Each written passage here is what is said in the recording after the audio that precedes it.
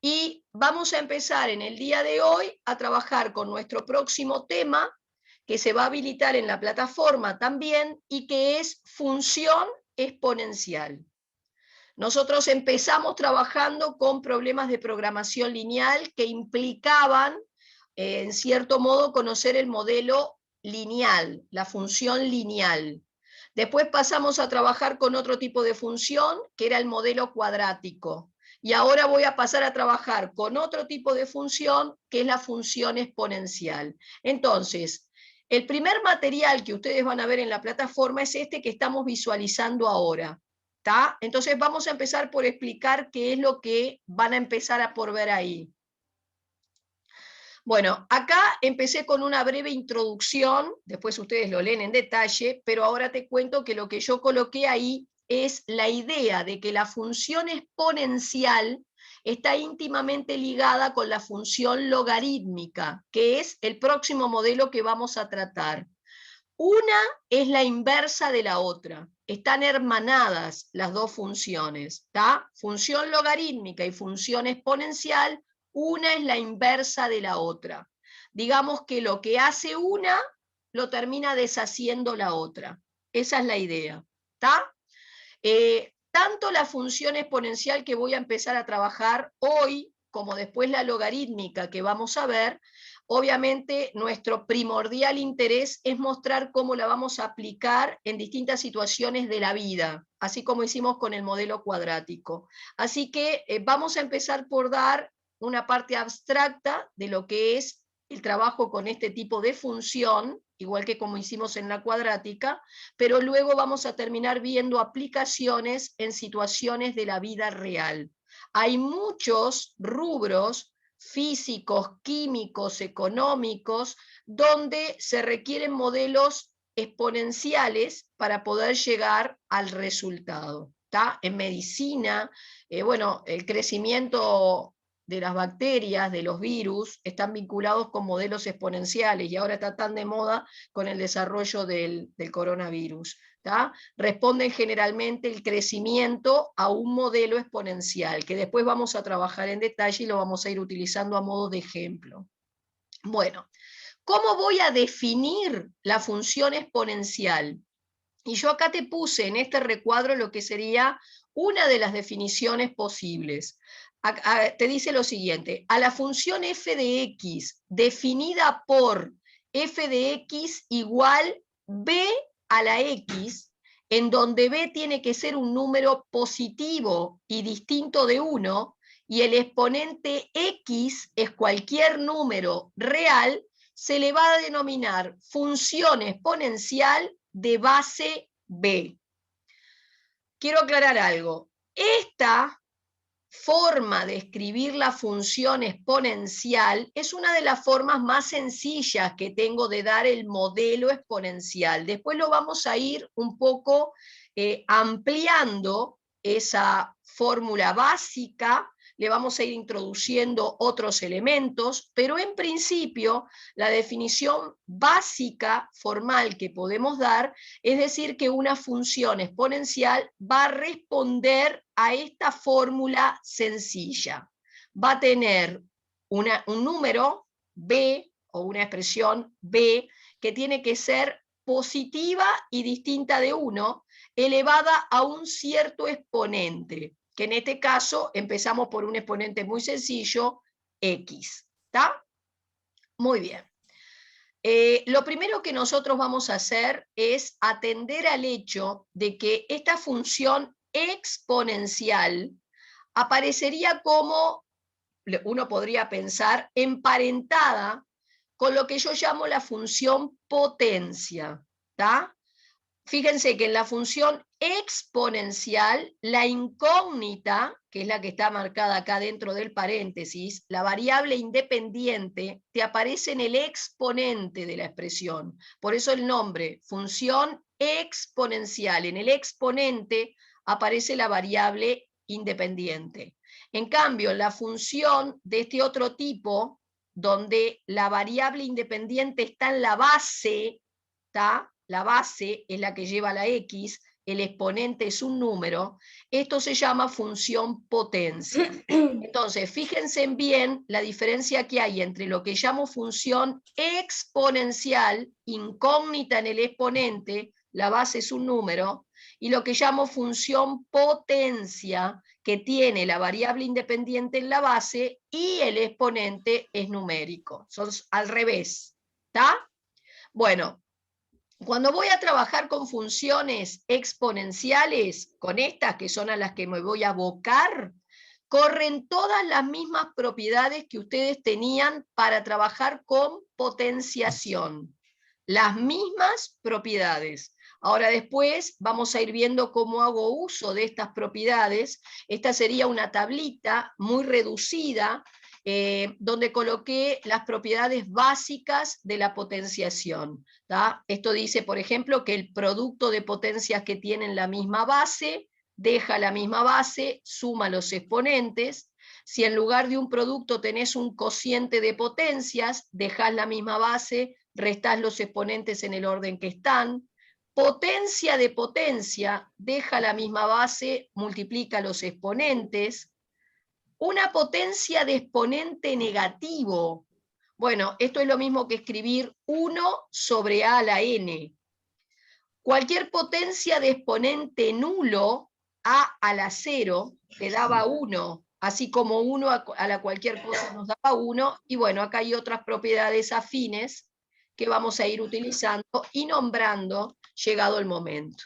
¿Qué es lo que uno pretende para trabajar con este tipo de expresiones? Que estas propiedades, por lo menos estas que yo enlisté aquí, ustedes de alguna manera empiecen a familiarizarse con ellas. Las voy a tener que memorizar, y bueno, no es que te sientes en principio frente a la tabla y las trates de repetir como un loro, pero después de usarlas muchas veces en los ejercicios, la idea es que las termines incorporando, porque ustedes no se olviden que cuando hagan pruebas a nivel terciario o pruebas para ingresar a una universidad o lo que sea, le sacaron la calculadora. Y eso sí quiere decir que entre todas las cosas, lo que tiene que ver con propiedades de la potenciación, la radicación, los logaritmos, las van a tener que haber adquirido, incorporado, y no tenés por qué tener que recurrir a una tabla para mirarlas. Así que yo no digo que ya te sientes a memorizarlas, pero haz el esfuerzo que cuando vayamos utilizándolas para resolver distintos tipos de situaciones, y bueno, vayan tratando de empezar de a poco a memorizarlas. ¿Tá? Porque va a llegar un momento que no las vas a tener a la vista. Igual muchas de estas ya las has venido trabajando, se supone, desde hace años, desde años anteriores. Estas propiedades básicas las vieron desde segundo año de liceo, pero bueno, las vamos a ir repitiendo o replicando en la medida que las necesitemos. Bueno, y lo primero que yo voy a empezar por hacer es hacer un estudio de esta función. Cuando yo hablo de que voy a hacer un estudio de esa función, me refiero a que mi objetivo es conseguir el dibujo, el principio de esa función, vamos a ver siguiendo qué pasos, y a partir del dibujo de esa función, intentar interpretar la información que el gráfico te aporta. Ahora, vamos a empezar así. Por ejemplo, voy a representar gráficamente funciones que tengan, como dijimos, este 3 a la 2x es una función exponencial porque la incógnita está en el exponente, la base es un número. Este 2 a la menos x es una función exponencial porque la incógnita está en el exponente, la base es un número. Simplemente acá algunas consideraciones que después voy a detallar a ver puntualmente, pero fíjense que si ustedes tienen una función exponencial con un exponente negativo, según esta propiedad de la potenciación, cuando el exponente es negativo, vos podés transformarlo en un 1 sobre a a la n en este caso. O sea que si vos tenés un 2 a la menos x y aplico esa propiedad, lo puedo transformar en un 1 sobre 2 a la x. Y si me valgo de esta otra propiedad que está acá, ¿sí?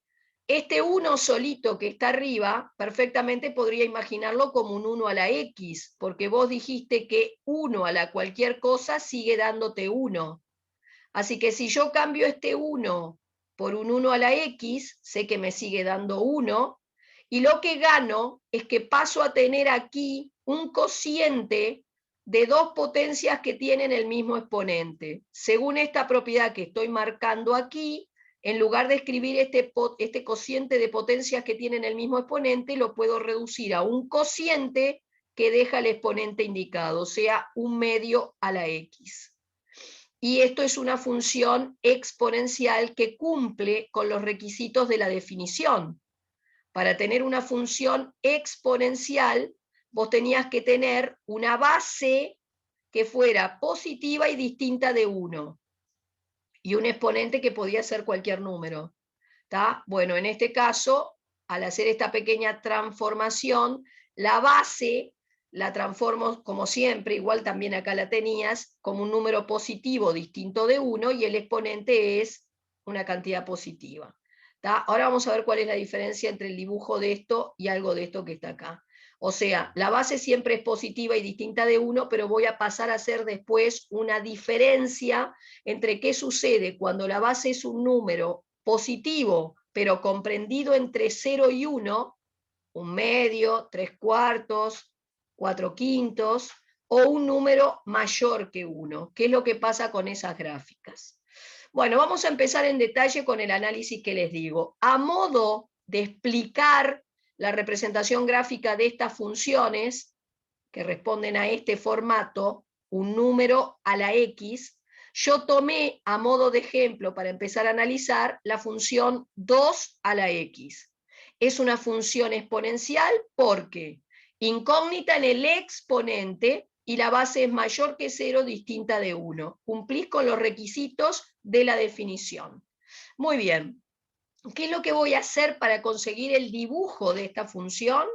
Bueno, en principio voy a hacer una tabla de valores. Obviamente esto no es una recta, así que no te bastan 2 puntos para trazar esa recta, o 3 para asegurarte que los estás haciendo bien.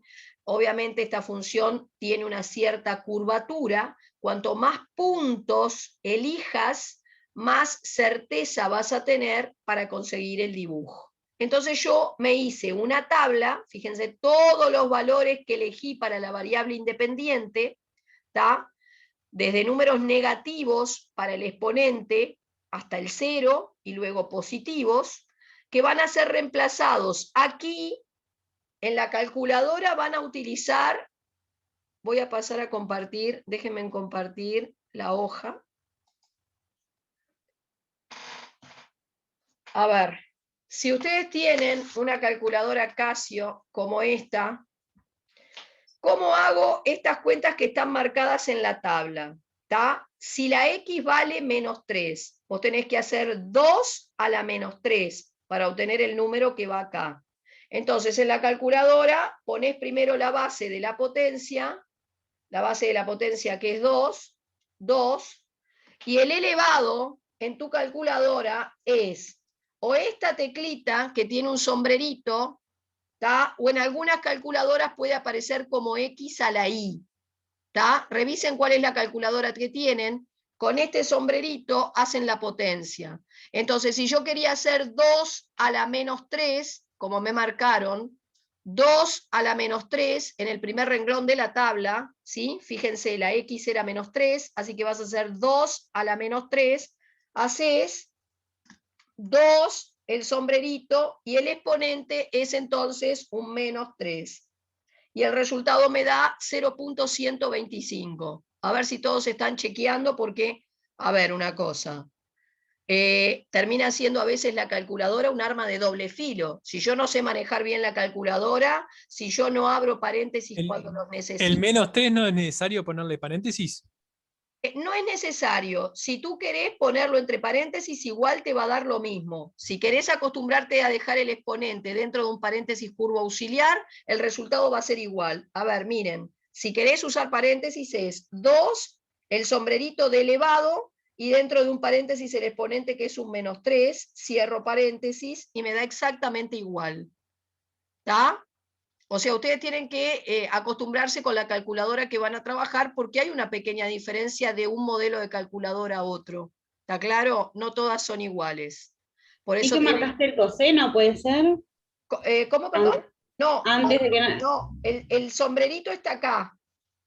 No, pero antes de empezar toda la operación, vi que pusiste primero el coseno. No, lo Ahí que el pasa es cos. que yo tenía la calculadora en otro modo y la cambié. Ustedes siempre primero. La calculadora a veces cambia de modo. Para que yo no me confunda, tu calculadora tiene que estar siempre en modo DEG. Chequen eso porque a veces se cambia solo. El modo DEG significa, yo tengo acá una tecla que se llama modo. A ver, acá, una tecla que se llama modo.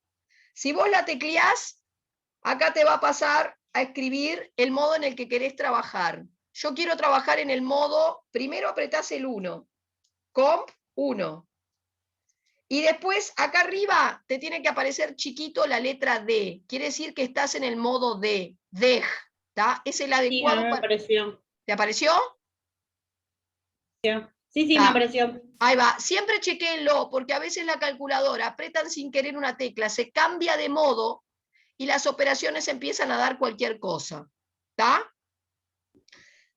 Sobre todo cuando hay algún cálculo trigonométrico en el medio, que después vamos a terminar trabajando con funciones trigonométricas, y ahí es gravísimo si no me aseguro de tener la calculadora en modo DEG. Una vez que tienen la calculadora en modo DEG, vuelve a repetir que tiene que aparecerles la D acá arriba. Entonces ahora repito, la secuencia sería, si quiero hacer 2 a la menos 3, primero la base de la potencia siempre, luego va a estar elevado a, es el sombrerito, y si querés poner dentro de un paréntesis, este era el paréntesis, abro paréntesis, el valor del exponente, que era un menos 3, y cierro paréntesis, lo podés hacer. ¿Ves lo que me aparece en visor? Y ahí apretás el igual. ¿Está? En esta calculadora no es necesario que coloque el exponente dentro de un paréntesis curvo auxiliar, pero si lo querés hacer, igual te va a dar el mismo resultado. Bueno, y así yo completé la tabla que ustedes ven en el centro, o aquí, ¿está? Completé toda esta tabla.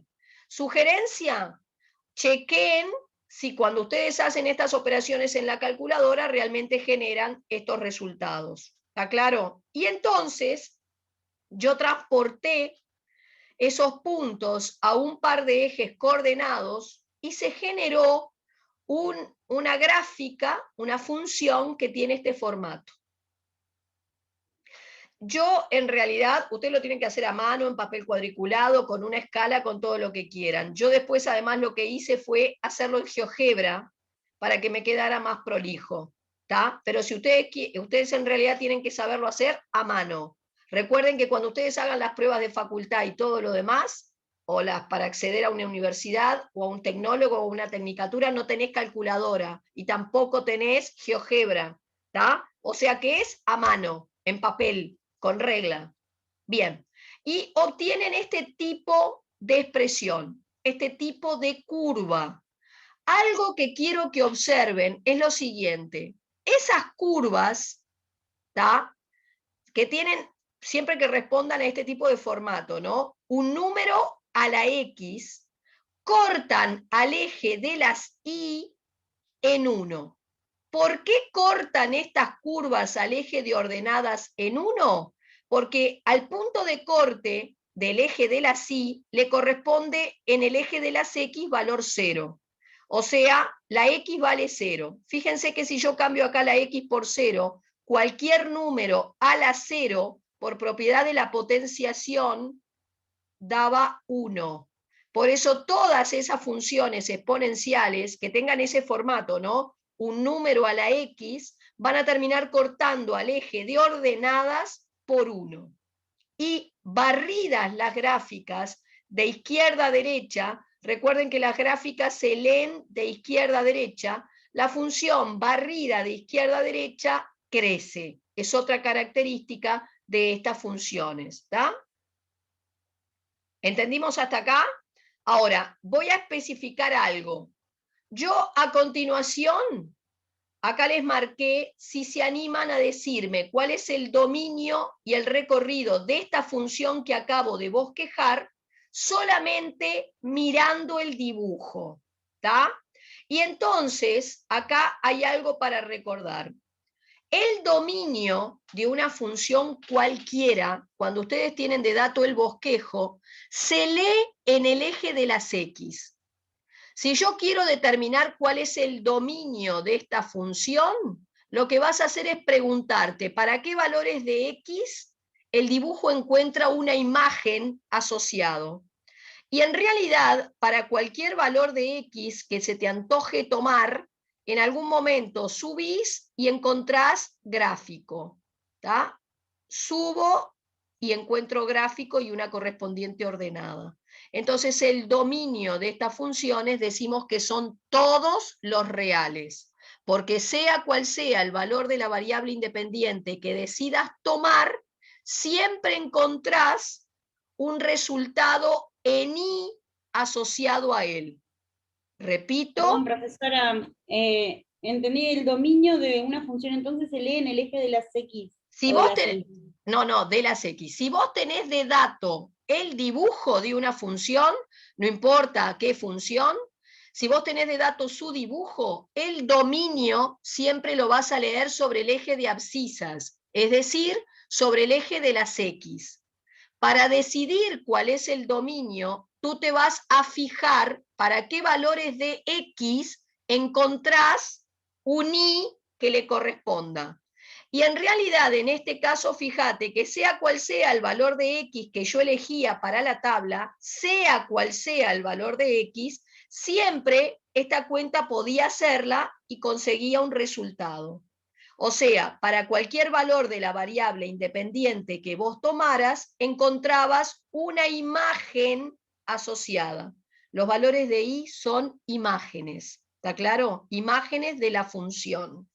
A ver, hago un raconto más sencillo. A ver si ven todos ahí. Ustedes cuando trabajan con funciones, en realidad tienen dos conjuntos de elementos vinculados. Un conjunto de partida que habitualmente se designa por A y un conjunto de llegada que generalmente se designa por B. En el conjunto de partida, los elementos generalmente se designan por la letra X. ¿Está claro? Son valores de la variable independiente. Y en el conjunto de llegada, generalmente los elementos que encontrás son I's. Ahora, la función vincula cada elemento del conjunto de partida con alguien en el conjunto de llegada. ¿Tá? Eso es lo que hace la función. Vincular cada elemento del conjunto de partida con alguien en el conjunto de llegada. La parte del conjunto de llegada que aparece vinculado a alguien en el conjunto de partida, fíjate que este no estaba vinculado a nadie, la parte del conjunto de llegada vinculada a alguien en el conjunto de partida, esto es lo que se llamaba el recorrido de la función. Recorrido o rango, le podéis llamar. Al conjunto de partida se le suele llamar dominio y al conjunto de llegada codominio. Entonces, quiero que quede claro lo siguiente. Conjunto de partida es donde están las variables independientes, los valores de la X. Conjunto de llegada es el codominio. La parte del codominio que se vinculó a alguien en el conjunto de partida es lo que llamas el recorrido o rango de la función. ¿Tá? A veces el recorrido o rango coincide con el codominio, pero otras veces puede suceder que te sobre algún elemento en el conjunto de llegada sin asociarse a nadie en el conjunto de partida. ¿Tá? Entonces, el conjunto de partida, el dominio, tiene elementos X habitualmente, o la letra que elijas para designar a la variable independiente, que se denominan preimágenes. Las preimágenes son los elementos del conjunto de partida, o sea, los elementos de A. Y los elementos del recorrido o rango, los elementos del recorrido o rango, son lo que se llaman las imágenes en esta función. Las imágenes son los IES que se encuentran vinculados a alguien en el conjunto de partida. Imágenes son los elementos del codominio vinculados a alguien en el conjunto de partida.